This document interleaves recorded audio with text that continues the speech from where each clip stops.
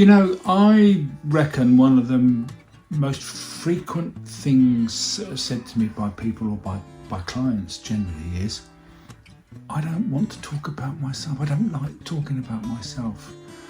And you know, I kind of get it, because we were brought up with this mindset about, you know, don't brag, you know, one likes to show off, stay in your lane. Oh, he's a bit full of himself, isn't he? But you know what? It doesn't need to be like that.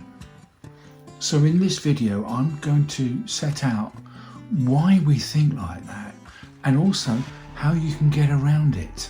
I've lost count of the number of times that people talk to me about all this kind of getting out there, turning up, and all the things that people say, and you know, all the stuff about not upsetting people.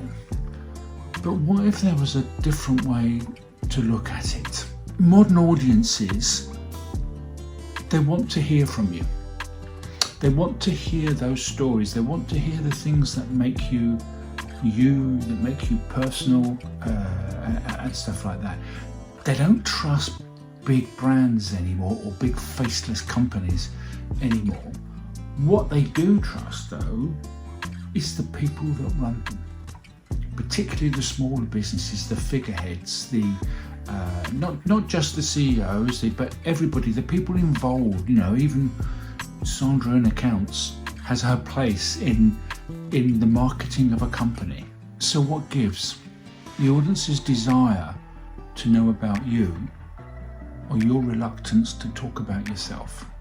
You know, because this isn't really about you spreading your life over social media. No one wants that. You know, no one really wants to know what you have for breakfast unless you're in the food trade. It's about something more profound than this. Is simply about being human, approachable, about being real. Now the way I like to approach it is that imagine it's a Venn diagram, or imagine you have a Venn diagram in front of you.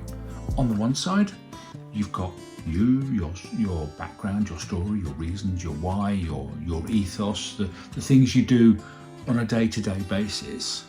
And on the other hand, you've got your prospect, with all their concerns, all their worries, the reasons why they've come to you in the first place. And the bit you talk about is the bit in the middle. You don't need to worry about everything else, like what you have for breakfast and stuff like that. Because what you are trying to do here is join the conversation your customers or your prospects are already having in their heads. Really need to remember that you are trying to get into your prospect's brain. The trick is obviously working out what that conversation is, but that is what research is for. There we go. Don't worry about spreading your life over social media. That is not what this is about. This is about building a relationship with your prospects, with your customers, so you can serve them better. And who doesn't want to do that, really?